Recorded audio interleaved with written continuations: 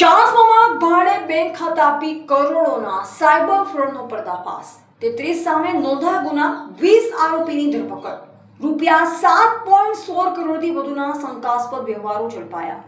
પાટણ જિલ્લાના ચાણસ્મામાં સાયબર ગુનાખોરી સામે પોલીસે મોટી સફળતા મેળવી છે। સરકારના ઓપરેશન મ્યુલહન્ટ 2.0 અને સમાન્વયા પોર્ટલ હેઠળ થયેલ તપાસમાં ભાડે બેંક ખાતા આપી દેશવ્યાપી સાયબર ફ્રોડને અંજામ આપતા આંતરરાજ્ય નેટવર્કનો પર્દાફાશ થયો છે। આ મામલે ચાણસ્મા પોલીસે 33 આરોપીઓ સામે ગુનો નોંધી 20 આરોપીની ધરપકડ કરી કાયદેસરની કાર્યવાહી હાથ ધરી છે। પોલીસ તપાસમાં સામે આવ્યું છે કે ચાણસ્મા, ઈટોડા, ખાંભેલ અને પાટણ વિસ્તારના કેટલાક શખ્સો સામાન્ય નાગરિકોને કમિશનની લાલચ આપી તેમના નામે બેંક ખાતા ખોલાવવા અથવા ભાડે મેળવતા। ત્યારબાદ આ ખાતાઓની પાસબુક, એટીએમ કાર્ડ, ચેકબુક તેમજ નવા સિમ કાર્ડ મેળવી દેશભરના સાયબર ઠગોને પહોંચાડવામાં આવતા। આ ખાતાઓનો ઉપયોગ digital arrest, nude video blackmailing, APK file અને ફિશિંગ લિંક દ્વારા છેતરપિંડી, ઓનલાઈન સાયબર ફ્રોડ તેમજ ઓનલાઈન સટ્ટાબાજી જેવા ગંભીર ગુનાઓમાં થતો હોવાનું તપાસમાં બહાર આવ્યું છે।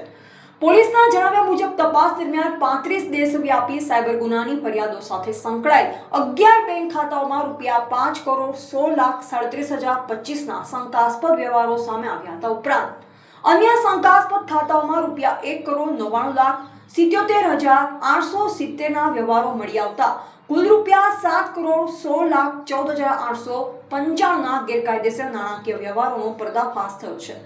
તપાસમાં વધુ ખુલ્યું છે કે વચેટિયાઓ ખાતા ધારકોને દર મહિને નિશ્ચિત રકમ અથવા એક ખાતા દીઠ રૂપિયા 3,000 થી 15,000 સુધીનું કમિશન ચૂકવી ખાતાનો ઉપયોગ કરતા।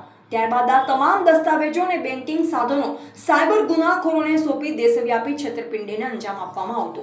આ સમગ્ર મામલે ચાણસ્મા પોલીસે ભારતીય ન્યાય સંહિતા 2023 બીએનએસ તથા આઈટી એક્ટની વિવિધ કલમો હેઠળ 33 આરોપીઓ સામે ગુનો નોંધ્યો છે, જ્યારે અત્યાર સુધીમાં 20 આરોપીની ધરપકડ કરી વધુ તપાસ શરૂ કરવામાં આવી છે।